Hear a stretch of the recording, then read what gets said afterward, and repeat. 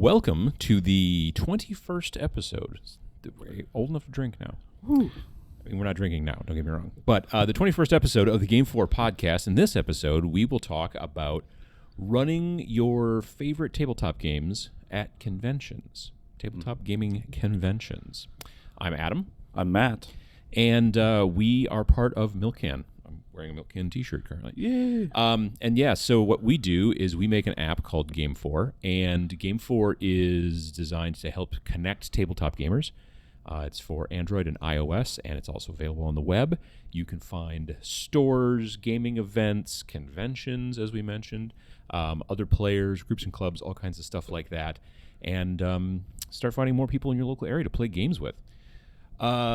So what have we been doing? What have you been doing game-wise over since the last episode? Yeah, so my 3D printing, I think I mentioned last time or 2 times ago that Yeah, I think so. I was starting to get things fixed. So I was able to confirm that I did get things fixed because the stuff that was failing has stopped failing. You were doing I'm doing those some houses. Yeah, some houses like for fantasy D&D. houses. Yeah, So yeah. I did the small cottage that came out phenomenal. Mm-hmm. And then I'm doing the second one that's built. It's made by a company called Terra. Oh no, company's not Terra. It's Battlescribe Games. That doesn't sound right. That doesn't sound right. But they make the shape, the STL Terra, file that you download and then you this is put the into Terra the printer. TAROK models. Tarek, gotcha. Yeah. So started printing the second one, which is much bigger than the little cottage. This is the blacksmith. So the like one piece took. It was going to take like 40 hours, wasn't it? Yeah, and I think I've got like another print that's saying it's going to take like 50 or 60 hours. Wow. But I'm doing really high detail, so that's, Yeah. But it looks great. Like this one even allows you to put in like a little LED light and make the forge look like it glows. And Nice. But you had you'd already tried to print this one once, but that was where the problem was. It would get up to a certain point, and then everything would shift. yeah, Yeah, So but you fixed that. I think so. You've done some replacing parts. Yeah, I replaced my Y belt stretcher so Okay. that it should have less flex. I also got rid of the little holder that was on the Z axis, which is your up and down pole, because I was told that can worry with binding, which then can cause it to hit the plate and Sure. cause it to shift. And then also made sure my Z hop was turned on for that setting, which basically makes it, rather than going straight across, when it moves, it kind of picks itself up a little bit and puts it back down. It takes it a little bit longer to run. Sure. Over time, yeah. Right, but it helps out to make sure that if there's any kind of unevenness, It doesn't catch on it something. doesn't catch on something, especially when you've got like the little tiny details that are being printed out. 3D printing has gone a long way. It really has, but it's still it's a hobby of its own. Like Yeah. if you want to do a lot of stuff and get really good results, it's a whole other kind of educational discipline to some degree. Yeah, oh yeah, it's Yeah. it's part science, part art at Sure. this point. Yeah. But yeah, I've done that. And then I think it's with the cold weather maybe starting to get warmer.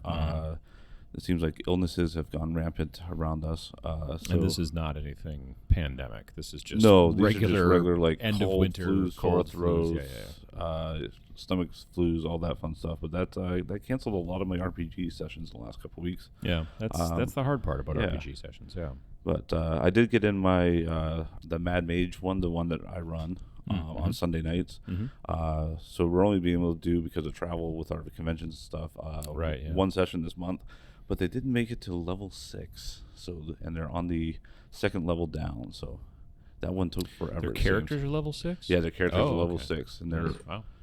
only on the second map down. Okay. So Yeah. it was quite a long floor. So I think we probably did like 5 or 6 sessions at least. Wow. Yeah, they were getting antsy on figuring out when they were going to level up, and Yeah. I was getting antsy too. Well, that makes sense. I get that. How about you? Well, let's see. I have been building models for Warcry and Age of Sigmar, both made by Games Workshop, and I've been painting models for Kill Team and Star Breach. So the stuff that I'm starting to build for Warcry is kind of a skirmish style kind of fantasy game that they came out with last summer? ? That sounds about right. That sounds right. and I hadn't really done much with it, and I'm starting to look at doing more with it because I want to eventually start doing some using it in some of the battle reports that I'm going to be putting on my channel. I did finally get the first battle report up, and it was a mess, but it was a work in progress, and so I kind of used it as a learning thing and said, look, this is these are the issues I'm running into, and so what do you people think about this, and give me some suggestions, and what do you think about that? And it got decent response that way. People were pretty positive about it. But yeah, so Warcry, I'm doing that, and then Age of Sigmar, my friend Sam and I are going to be playing in a tournament. Whoa. I know, in October, so it's a good ways off, which is nice. We're not normally, I'm certainly not normally a tournament person, but our good friend Vince Venturella from YouTube, he had basically convinced Sam and I that we need to go play at this team tournament coming up in October. So you guys are on a team together then? Yes. So Sam will be running Stormcast Eternals, which are basically good guys, and I will be running Night Haunts, which are basically Scooby-Doo ghost dead guys. So it'll be weird that we're working together, but, you know, battle makes strange bedfellows or whatever. Yes. So, so we're looking forward to that. And I didn't really have any Night Haunts Scooby-Doo ghost guys done or even started. I owned I owned a box set that had like half the box set was those guys. And so I just bought a couple extra pieces, then I'll be able to build a 1,000-point army with them, and then I'll start painting them. But you start with building. So I've been doing that. And then for Kill Team, I've been just adding some elite characters to some of my lists, and so working on like single guys here and there in between. And then there's a game called Star Breach, which is a indie kind of sci-fi skirmish game that I've been building warbands for, and I've got one just finished, and a second one is all primed and ready to go, so they'll be coming next. And then, I kind of mentioned it, that I launched my first battle report on the Tabletop Minions YouTube channel. And so the second one has already been shot. Second one got shot before the first one got released. So a lot of the suggestions that are coming out for people saying, hey, you should try this and try this, won't happen in the second one because it's already been shot. Right. Some of them will. Or you already had kind of picked up on it yourself. Right. Yeah. Exactly. Yeah. Some of them will, and some of them I already picked up on myself. But then the third one, hopefully I will shoot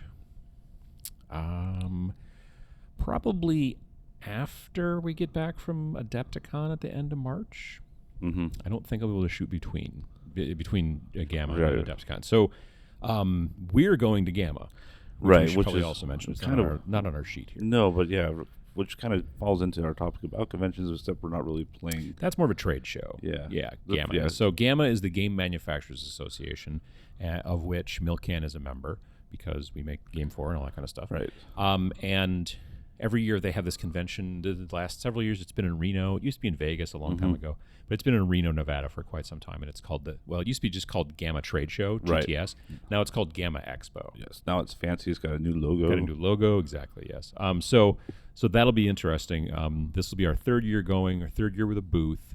We're going to be in booth E, as in electricity. Echo is also what E starts with. So like E401. So stop by if you're at the Gamma Trade Show, if you're a store owner and you're there, or if you're a publisher or whoever. And that's why we really like that trade shows, because it gives us a lot of people that can, outside of gamers, it gives us more ways to communicate with the industry. Yeah, it's the people walking up and down the aisles, instead of being basically just kind of gamers who are looking to buy things, it is predominantly store owners and store employees who are looking to find out new stuff. And then there's also a lot of publishers there as well. Publishers and distributors. Big conventions anyway, but yeah. So yeah, and distributors as well. That's a very good point. So yeah, it's a good show, and we'll be flying out on Sunday, which is real close to now, nearly.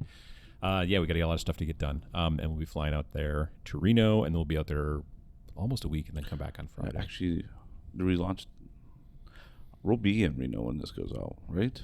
No, this will go out like tomorrow from when we're recording it. Are you sure? No.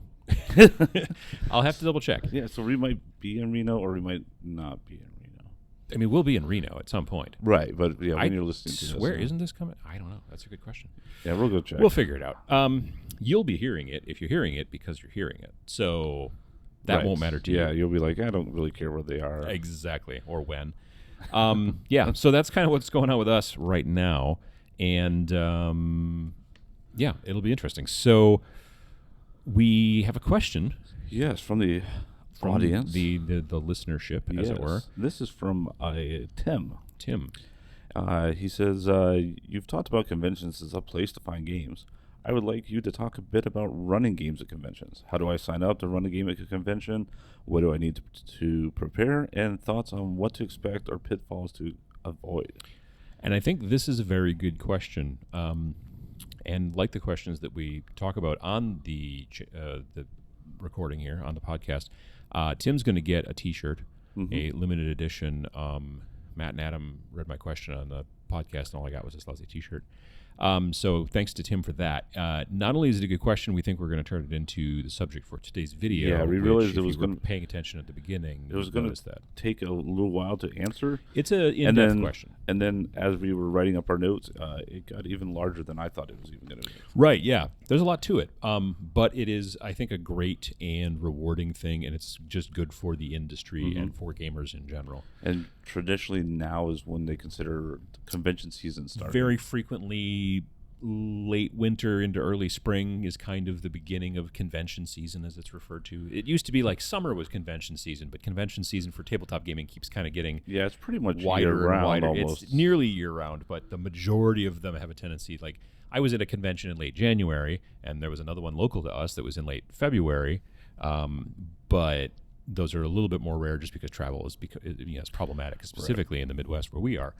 But once it starts getting nice, then there's conventions all the time. Yeah, right. Yep. So, which reminds me that our convention, we just updated a whole bunch of new conventions. And very good point. Yes, if you're looking for local conventions in your area, there's a convention list in the GameFor app, and you can find stuff. If you know of a convention in your local area and you look in the GameFor app and it's not there, you can definitely put it in for free. And then you get a badge. Right, and you get a badge. Or if there's missing information that you think would be helpful or wrong information, you can submit an edit. And if it's approved, again, you get a badge and you help out your other fellow gamers. Yeah, we've implemented badges into GameFor. They're basically almost kind of like Xbox type of achievements and stuff like that, except that if you use... One of the badges allows you to sign up your friends or people you know and stuff like that. And if they use your referral code, then both of you get entered that month to potentially win. Each of you would win a $100 gift card to your local, to your friendly local game store. And so you want to sign people up because the more people you sign up, the more chances you get to win. But the convention thing is also a good way to get a badge as well. But that badge is not the contest badge, but still fun, badges. Anyway. Local conventions. Yes, let's go back to that. Yes. Yeah, so local conventions, I don't know. I think local conventions are great, and for a lot of different reasons. I mean, all gaming conventions are pretty good, but sure. Local conventions are frequently cheaper than the big ones. And they're usually smaller, so there's less people there if you've got like a problem with. And they're usually more about playing than visiting. Yeah, it's less of a trade show. It's less of a vendor hall. It's more about sitting down and playing. I mean, there's still frequently vending and things like that. Right, at small local but less conventions. tournaments and less vendors. Usually. Local conventions can be as small as 50, 60 people, as big as maybe a couple of thousand sometimes.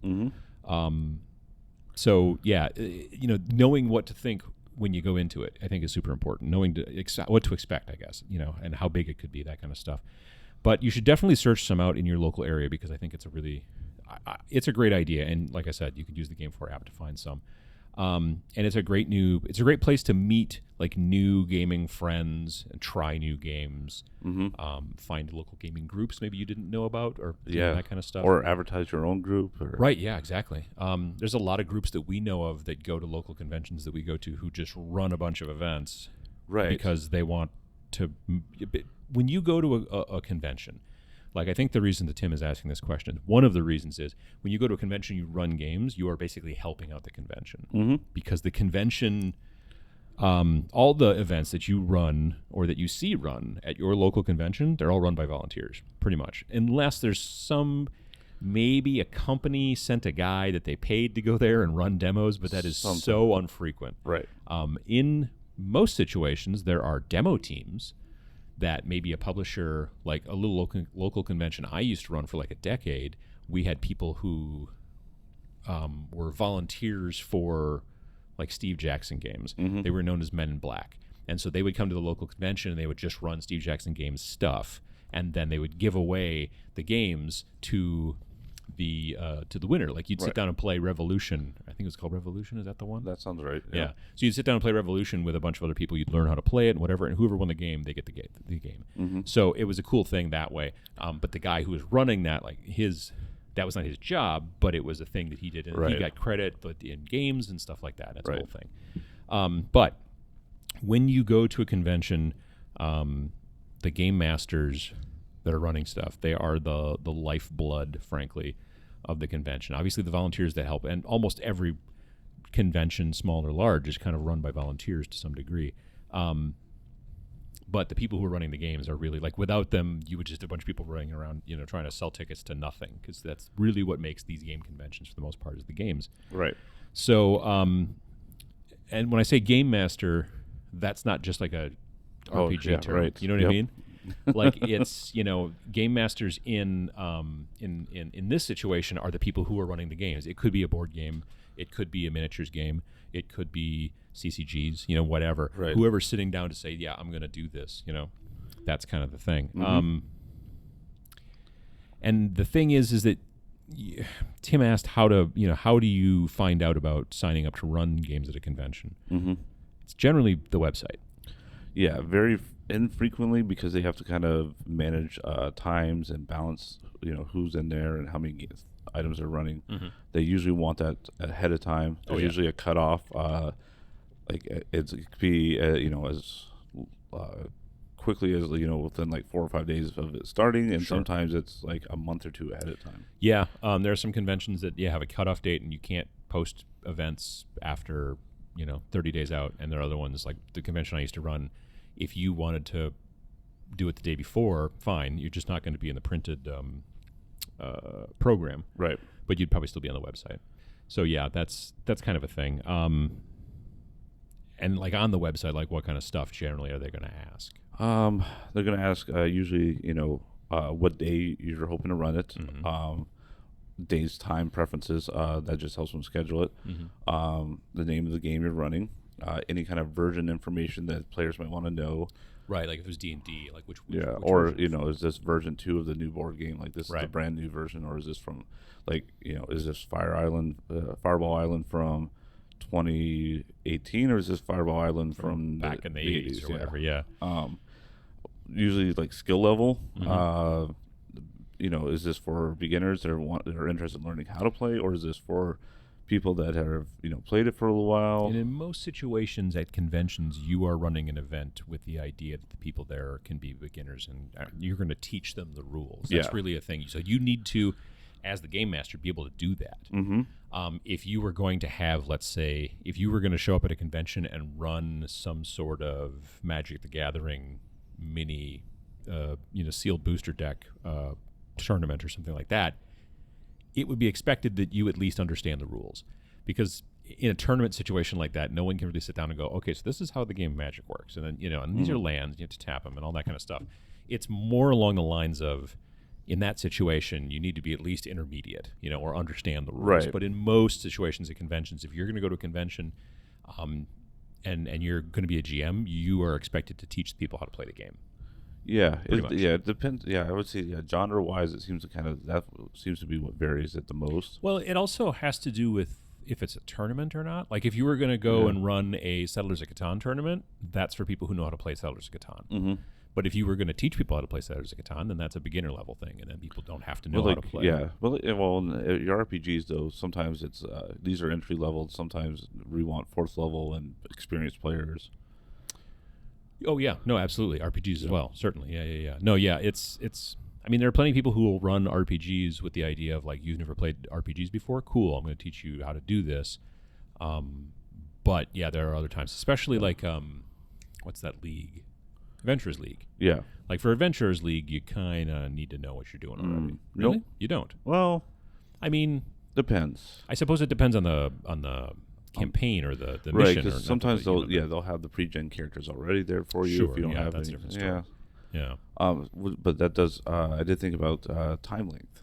Like, So they'll want to know, is this do you need an hour of table time, 4 hours of table time, an all day event? As a person who has run and is still running conventions, knowing, like, are you expecting to have this table for 6 hours, or are you expecting to have it for an hour? Because in most of these situations you have X amount of tables, and so you may have to like figure out, like, both of these people wanted to be in the morning, but there are not enough tables, so this person's either going to have to end up in the afternoon on that same table, or you know what I mean? Yeah, and then it becomes a scheduling thing, right? And then from a host, you're from a game master perspective, right? Yeah, like if there's no breaks in between the games, like usually sometimes they'll have like a 10-minute turnover time, or or lunch or something like that. If there is no turnover, and they're like, no, we're starting your time basically right after the last thing at your table, you need to know. Do I need to get off this table as soon as possible? How much setup time does the next person need? How much setup do I need? Right. How much time is it going to take me to explain? And then how much time is it going to take to play? If you're planning on running multiple events at a convention, which is a smart idea, you're traveling all the way to the convention, you're bringing stuff, it just makes sense to run it a couple of times probably.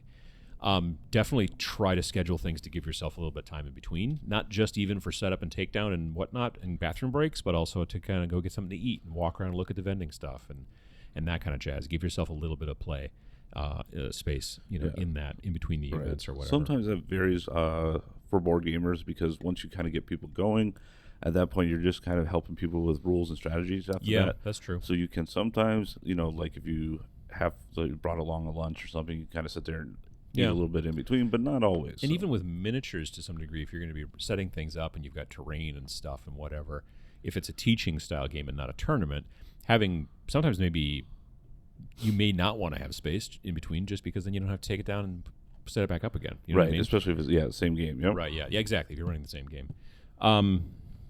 But yeah, so pretty much website is the standard way these days. If you want to say, you go basically look on the website of any place like that and say they're looking for GMs, run an event, all kinds of different.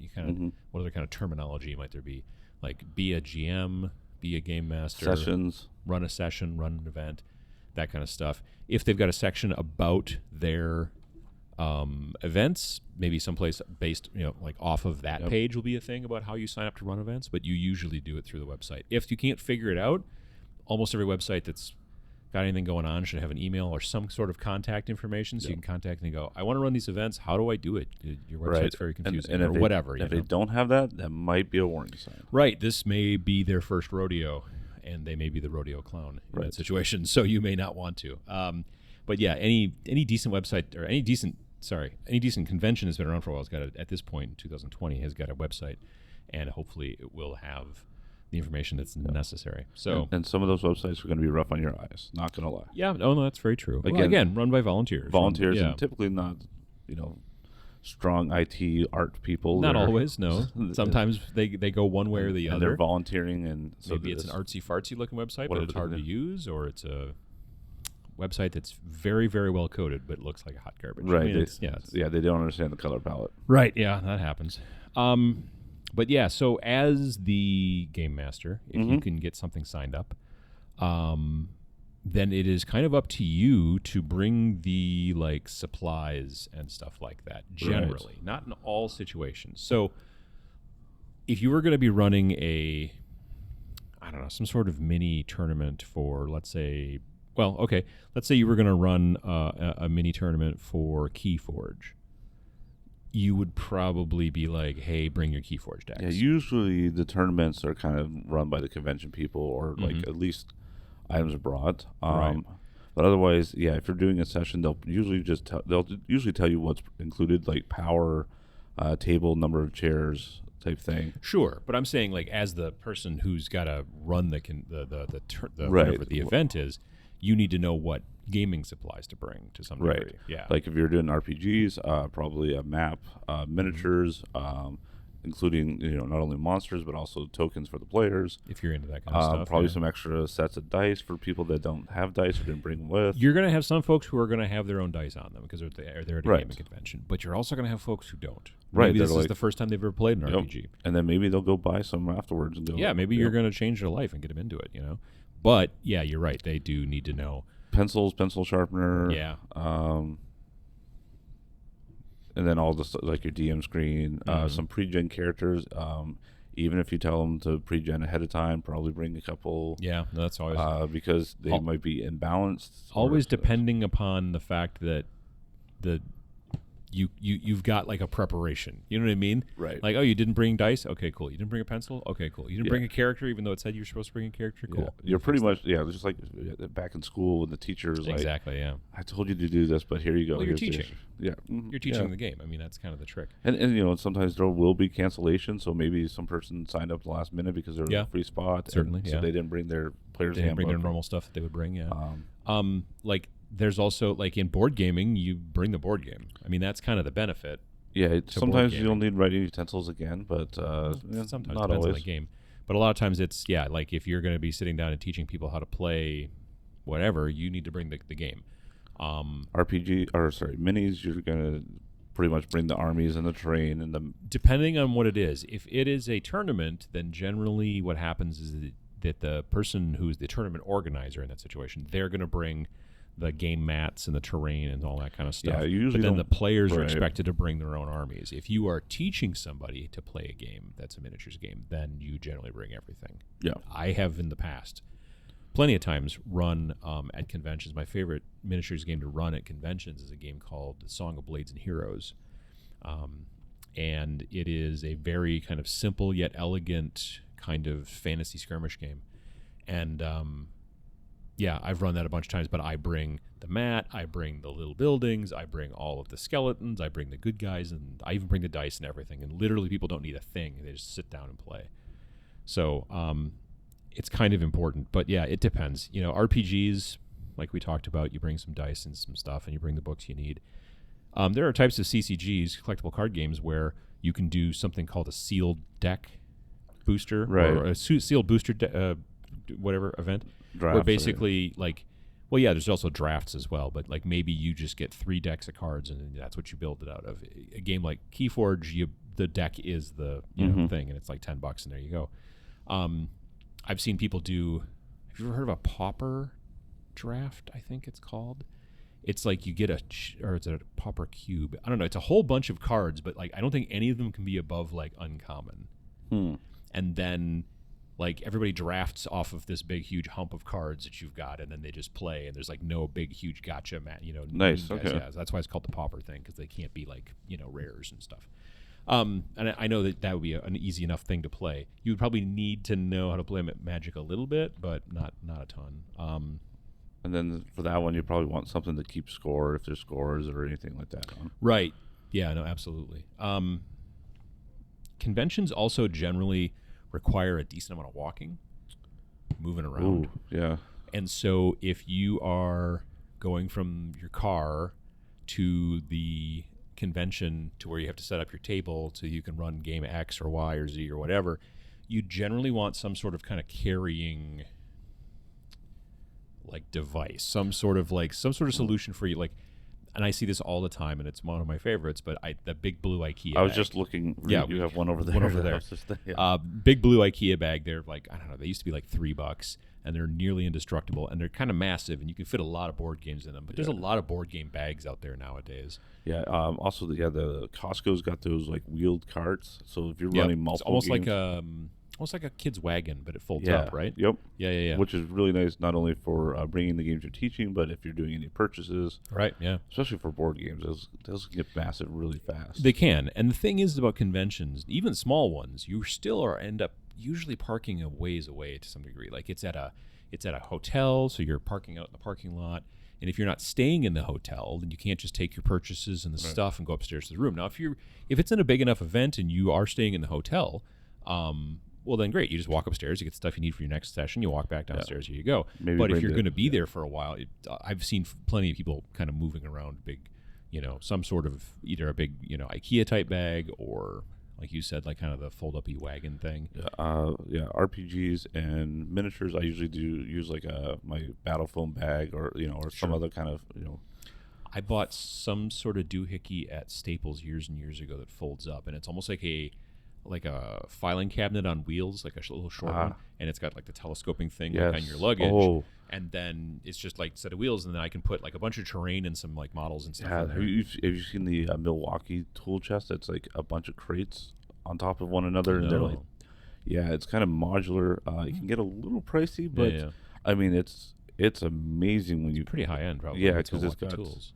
Lots of different height sizes and stuff too, and then you can kind of stack and build as you see fit. And that's definitely. And it's also nice because the tops are all clear. Mm-hmm. So if you're like trying to figure out what you're dig like as through a it, D&D, like I've seen a lot of people doing it for like D&D, because then like all the monsters you can kind of go, oh yep, this is the one I want that has all these in it. If you go to a really big convention, like really big, you may not necessarily want to pull around a wagon full of shenanigans. You know what I mean? Yeah, even backpacks are usually like kind of Gen frowned Con there, upon. like especially, or maybe you do. Maybe you're going to go run some events at Gen Con. That's like the biggest convention in the country for this kind of stuff. So let's say you do get in and you're going to run some events at Gen Con. That's great. Then I don't know that if you've got a wagon full of like board games, because you've been running board games all day, that you then want to pull that wagon with you into the vendor hall, especially like right after it opens and it is absolutely shoulder to shoulder in there. People will be angry at you. Right. Just FYI. So kind of think ahead about, it's great to have all this infrastructure and all that kind of stuff to be able to go from point A to point B and carry your games around, things like that at the convention without having to go back to the hotel, especially if your hotel's up at the airport or something like that. Right. Well, and if you're flying, if you travel, remember you've got to get this stuff home. Right. Yeah. Then that's big. There's been plenty of things that I've looked at big conventions where I'm like, I would buy that, but it won't go on the plane, And then you go, well, can you ship it? And they're like, well, yeah, but it'll cost this much. And you're like, meh. Plenty of places will go, yeah, well, we'll ship it. We'll ship it to you for free, because they want you to buy it, right? At the convention and whatnot. And that's kind of the convention deal. But yeah, so it's a good idea to have something to carry your stuff around, unless you are, like I said, if it's a situation where you can go back to your hotel room very easily and just go grab game one, bring it, run it, go back to the hotel room, have a little bathroom break, whatever, come back with game two, great. But if you're parking outside and you're not, then it's not a bad idea to have some sort of containment system. Also the board game band. If you're doing board games, they have it's like it's kind of like a rubber band that it's instead of being like in a circle, it's more like kind of an X, a cross, like a cross. So it's all four sides, and yeah, that way if it falls, you don't have all your pieces scattered across the convention floor. Yeah. You must be able to buy those online or something, right? Oh, yeah, and a lot of your local game stores, like when we were at this afternoon, they've got a whole bin of different colored ones. Nice. They're usually in the board game section. If they're not, ask them. Yeah, makes sense. So, yeah, thinking ahead that way, too, about, kind of protecting the stuff. If the game is very precious to you because it's either out of print and you can't get it anymore, or it was some sort of limited edition, limited Kickstarter edition, whatever, or maybe it's your favorite miniatures, like you really like these miniatures, you may want to think twice about bringing it to a convention. Right. Because you are teaching people who you don't know them, and they may not. There could be lots of bad habits there. So absolutely. If there's cards, put sleeves on them. Mm-hmm. Basically, be prepared for the game to have food, water, all that kind of stuff. Yeah. There's a lot of gamers out there who maybe don't, and it's just people in general, don't get me wrong, it's not just gamers, but when you're dealing with this product, whatever it is you've brought because you're going to be running because you're the GM, you think, to you it's important, but to them they're just like, oh, I'm just learning this new game. I paid money to get in here. And think, you've got, I don't know, chocolate from the Snickers bar on your fingers, and now it's on my, cards or whatever, so there's that kind of stuff. Like when I run events at conventions for miniatures, the game that I run kind of over and over again, there's a bunch of skeletons, and they are skeletons that I have built and painted myself. Mm-hmm. And I run all the skeletons. I, as the game master of that particular game, those are my skeletons. I'm the one that touches the skeletons. I'll move them around, and I'm not a jerk about it, but I'm just like, look, okay, here's good. But the heroes that are attacking the skeletons, those are all pre-painted plastic, nearly rubber miniatures from the old D&D skirmish game that not WizKids, Wizards of the Coast did back in the early 2000s or something like that. Okay. They were pre-painted. So those are nigh indestructible because, like I said, they can't be busted very easily because they're kind of rubbery, like HeroClix. If you ever played like a HeroClix miniature and they're kind of bendy, these are that same type of thing, but without the clicky thing. Right. So unless they're maliciously trying to do it, unless one of them has a wire cutters, I don't think that they're going to do much. The swords can bend. And if they're maliciously, that's a whole different problem. Absolutely, and it doesn't happen. I've never had I've had to probably clean some Cheeto fingers off of them before, but I've never had anybody I'm going to tear his arms off. That's not a thing. Also, regardless of your infatuation, make sure to, after your players leave, to check around on the floors. Dice can fall on the floor, minis can fall on the floor, tokens from board games can fall on the floor. Yeah, count on stuff. Hopefully they don't put it in their pocket or get mixed up in their box of goodies they bought. Like a card can get stuck to your elbow on the table and you slide it off and it falls onto the floor. And there's lots of different possibilities. So yeah, definitely pay attention to what's going on in the local, like right around in your area. Keep an eye on the stuff, that kind of jazz. But yeah, if the game is precious to you, like I said, if it's I ran a convention, like I said, for about a decade here in town. Well, not here, but anyway.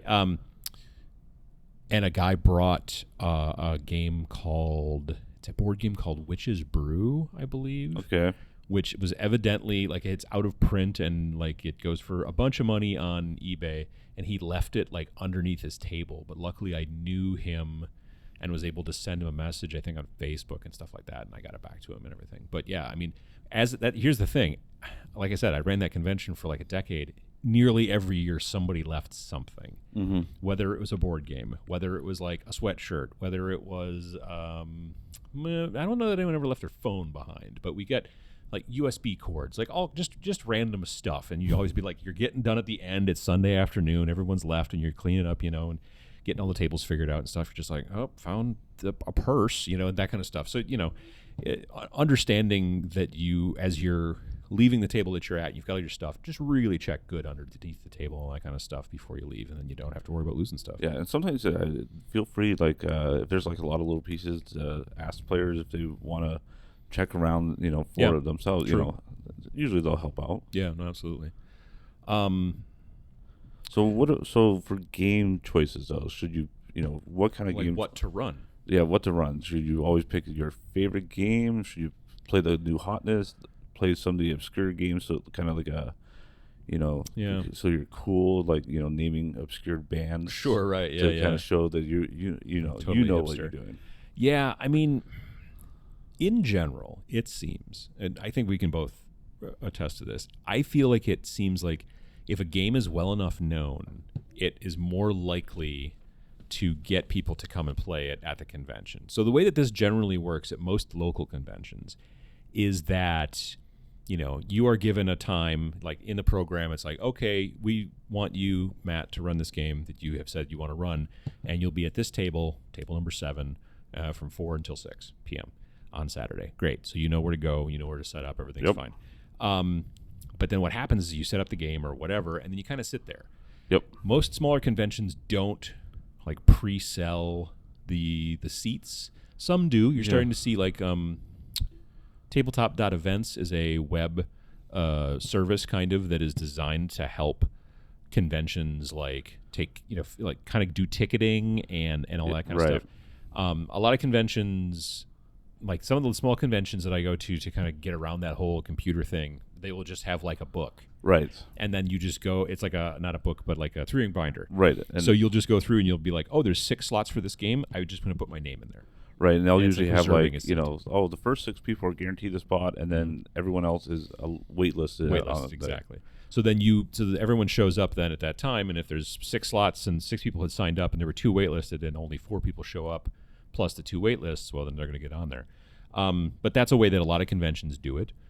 There are also times when you're sitting there and no one's coming to your event, and that's okay generally. A lot of conventions that I've seen, also local conventions, they will get a sign or a balloon. I know one of the conventions that we go to frequently gets these Mylar balloons that just say looking for players on them. And then there's a piece of string and a weight. So you just go and grab one of those balloons from the front desk and you set it on your game, and then people walking around can just scan around and see one of those balloons and go, oh, they're looking for a player over there, and they walk over and go, what are you running? Oh, this? Okay, cool. I don't want to play that. Or, oh, I do. I'm interested. You know.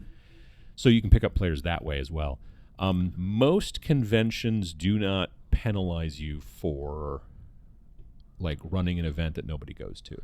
Right, but they generally that is kind of when your submission might not get approved as well. Sometimes that's the case. Sometimes I'll go, it's pretty rare. We've never had anyone ever show up for this game in the last 3 years. Sure. Like, okay, let's take Gen Con. So the thing is, and I guess I maybe forgot to mention this earlier, generally most conventions incentivize how to get, they incentivize the GMs.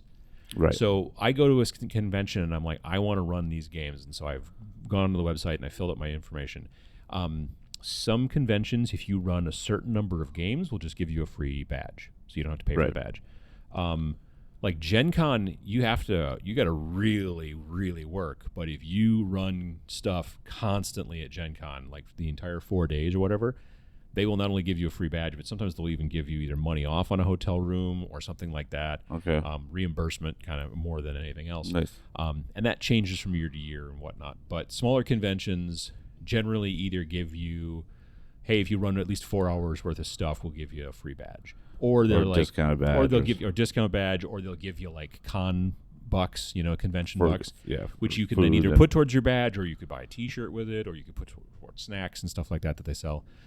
So that's like kind of the incentive to run these things because they need the volunteers. Right. But then if you sit down and you're going to run some game and no one shows up, they're generally not going to bust your chops on it. Now, if you kept doing that year after year after year, trying to run a game that nobody wanted to play, eventually they might be like, maybe you should try a different game. Right. But that's about the worst that's going to get, in my opinion, at most local conventions. Mm-hmm.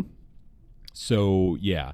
But once you get things set up and then, people hopefully will come up and start to at least ask about it.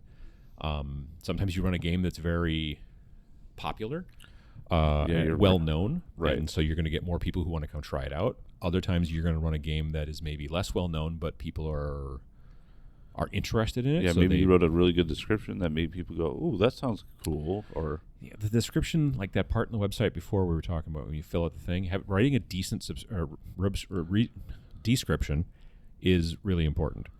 Because especially if it's not a well-known game, right? Exactly. I mean, people can look stuff up on the internet, obviously, because they're on the internet when they're looking at it. But if you're running, a Ticket to Ride versus, Catch the Moon, mm-hmm.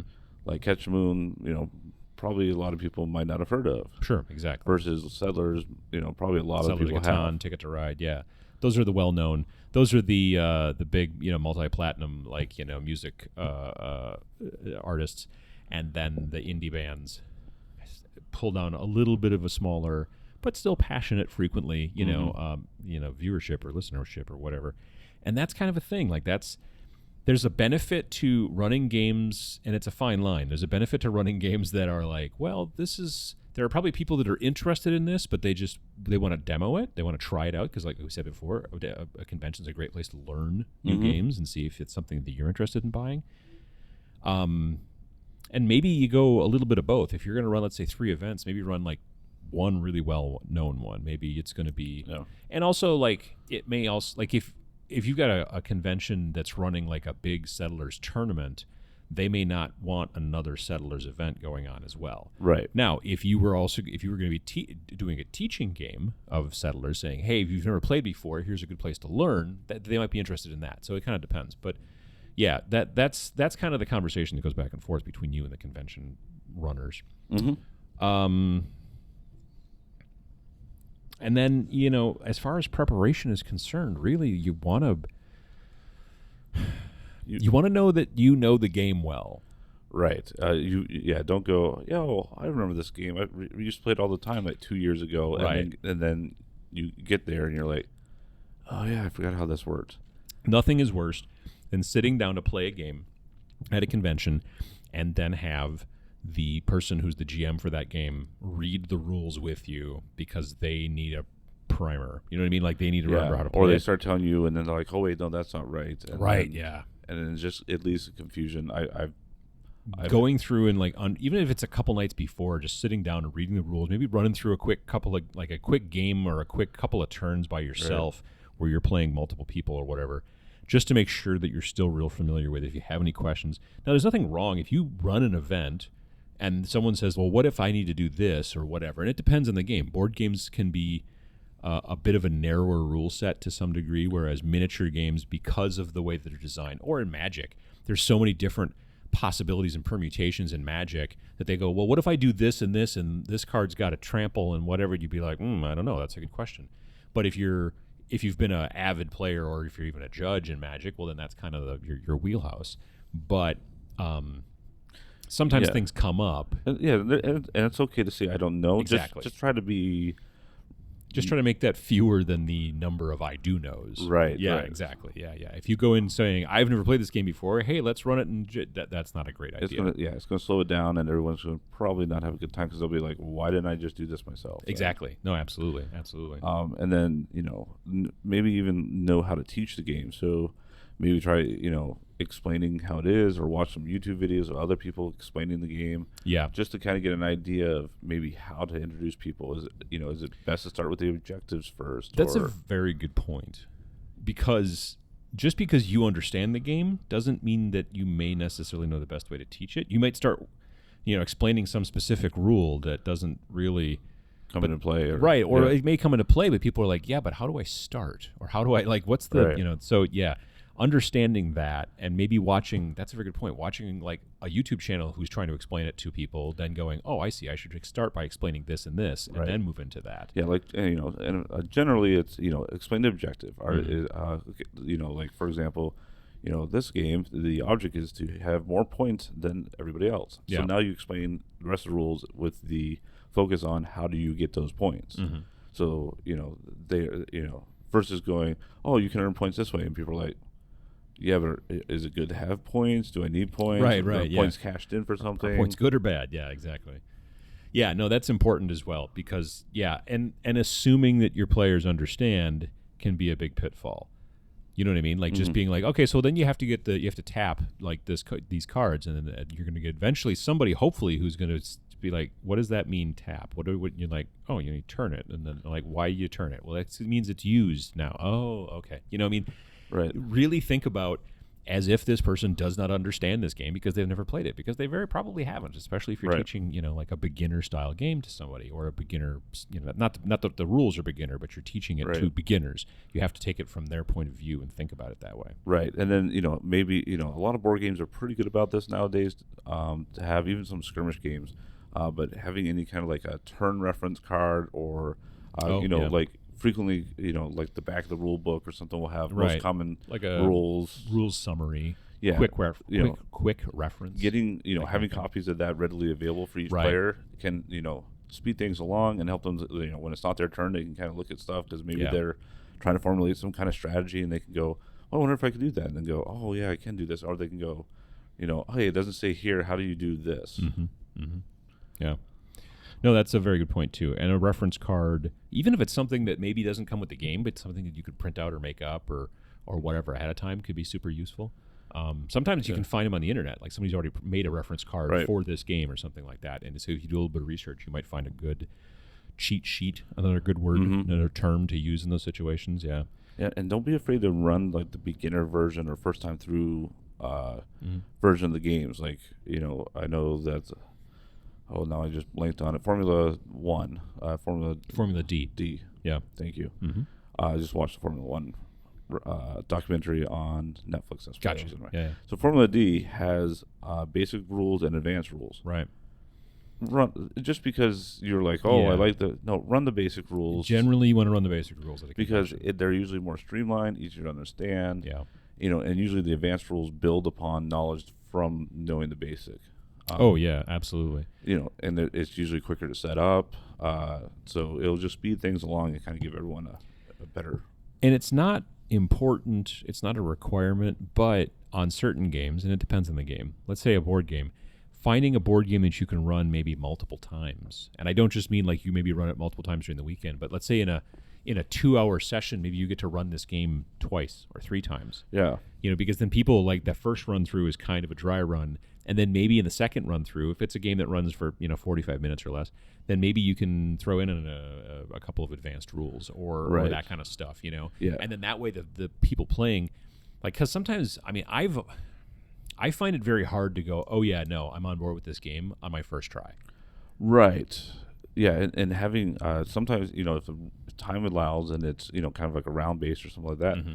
have a a demo round where like, okay, we're gonna just do a demo Yeah, round. This that's doesn't good, yeah. count, but just to give you guys an idea of how it's gonna kind of feel. Like if like Just getting into the game and then just going with it is not a necessity. You could just be like, cool, we're going to run through a round, and then we'll start for real. right. But then hopefully we'll all be further along and get the idea. Yeah, because then they'll go, yeah. oh, now I get what. Okay, Mhm. especially if there's like some kind of decision they have to make, Yep. like of where they might want to start or what kind of class they want to be or something like that. Yeah, no, I agree. No, that's a totally good idea. So think about it, Tim, from the aspect of that you're teaching somebody something that they don't know, and understand that when you are the game master at a convention, you are helping out the convention because no one wants to go to a convention when there's no games to play. Mm-hmm. There's benefits both to you and to the people who potentially will be playing with you. You're going to get better at maybe talking to people. You're going to get better at teaching people. You'll maybe just get smarter at the game because you're playing it more. Yeah, I mean, you're being an advocate for that game, so now there's going to be more yeah. people to pick from that might like the game. When I go to conventions and run Song of Blades and Heroes, it's usually conventions that don't have a big miniature contingency. I mean, I don't go to like miniature tournaments and run that game. I go to games that are open to all types of tabletop gaming, but it's mostly board games and RPGs, maybe some CCGs. And because that game is, I think, elegant and relatively simple to grasp, it's a great kind of invitation. It's a great kind of like, first taste into miniature games and working with, range and, all the things that you do, positionality and cover and line of sight and all that kind of stuff. Right, and they don't have to worry about painting and right, sometimes exactly, it's a smaller army set. And yeah, and so, you may get a person kind of really interested in that particular game or that particular genre or whatever. And so that's always helpful for... that's how I got into Magic. It was at a convention. Yeah. We were there to play Dungeons and Dragons, and then we were kind of bored. In between rounds. Yeah, in between rounds. One ended it really early. We were checking out the vendors, and we had a store owner or vendor go, "Hey, have you seen this new game?" We're like, "No," and he showed us real quick, and he's like, "We're like, okay, well, how do you play?" And he's like, "Here's the starter deck. Here's how you get going." And kind of like walked us through, and then by the end, we were trying. We're like, we might skip this session and just play this. So yeah. No, I mean that's the type of stuff that you come across at small conventions. Sometimes it's games that you've not heard of and that kind of stuff, or you play games that you've played maybe plenty of times before, but you get to play them with new people and see new strategies and new ways to play, and maybe sometimes new house rules or whatever. Yeah, I was going to say sometimes there's weird variations, especially on more of the classic games that they're like, oh, and we're doing this, but this time we're going to do it this way. Right. Yeah. Just to kind of try things out and kind of play test almost. So yeah. And sometimes there's giant versions of games. A lot of usually it's the board games, but yeah. They'll do like the life-size versions. Yeah, Gen Con they have a humongous version of Robo Rally. Like the board is probably 20 or 30 feet across. It's on the floor, and yeah, it's really cool. Yeah, because Robo Rally is that what? Explain Robo Rally. Robo Rally is the game, and it's like Is that the flicking? No. Robo Rally's the one that was made by, I think it was made by Wizards of the Coast. It's now owned by Hasbro and all that kind of stuff. But you've got like the board, like there's all those conveyor belts. Oh yeah. Okay, and then so you got to like move and not get shot by the laser and get over here, and you're just basically trying to get from point A to point B, I think. But you're running through this factory that's got all these conveyor belts going in different directions, doing all this kind of stuff. And it plays on a normal size board. It's maybe 3 foot by 3 foot, probably smaller actually. But at Gen Con, there's always a version of it with like full size robots that are, well, I mean, they're small still. They're like only 2-3 feet tall, but it's a massive, huge board, and people play, in their socks, and because they're standing on the board, they don't want to scuff it. So yeah, you can see stuff like that. Sometimes like you can play games at convention or run games that you might not be able to play with your normal friend group. Sure, that's a like good point. Large scale games like Captain Sonar is one that I like. Captain Sonar is great. You need like 8 people, and it's sometimes hard to get 8 people together. Werewolves. Well, yeah, Werewolf is a big one too. Secret Hitler. Yeah. What was the other big one? It takes forever. Twilight Imperium. Oh yeah. That's. I've seen that run at a bunch of conventions because you're like, well, we're here, for all day, so why don't we just sit and play this one game? And your friends may not be interested in doing that back home, so Yep. what's the war game? Which war game? 1942. Axis and Allies? Axis and Allies, yeah, with all the I've variation, where they put all the maps together. Yeah. And like At Gen Con, again, I've seen like giant Axis and Allies Yeah. where like the board is like 10 feet, I think it was diagonal. our local one, Fire and Ice, that did the one where we saw like they were playing like the European one and the Pacific one, but all at the same time. Yeah, And so it yeah. was like Just kind of interesting variations 10 people on games, playing it yeah. all at the one time, and yeah. The thing about conventions is they give you, even small ones, it's a bigger group than your normal gaming group, and there can be some degree of spectacle because you can run a huge board or something, or you can run all the expansions, or you can do whatever, and it's a fun thing that you try out at the convention, and then you go back to kind of normal life when you go back home. Mm-hmm. It's very sad. But yeah, thanks again, Tim, for the question, and I hope that you get to go run some events of whatever kind you're interested in at the local conventions of your choosing. Yeah, let us know how it goes, and if you're listening and you have ideas, let Tim know. Something we might have missed. Yeah, some stuff in the comments or whatever, or shoot us an email. Thanks again for listening to this episode of the GameFor Podcast. If you've got questions or comments and you're watching on YouTube, please leave a comment below. If you're listening via your favorite podcast player or just aren't into the whole YouTube comment section thing, then you can feel free to reach out to us via email at podcast@iamgamefor.com. You can also find us on Facebook, Instagram, Twitter, technically TikTok. Yes, we've got 2 TikTok videos. We do. And lastly, to find out more about the GameFor platform designed to connect tabletop gamers, please check out our website at www.iamgamefor.com. That is www.iamgamefor.com. Bye. Thanks.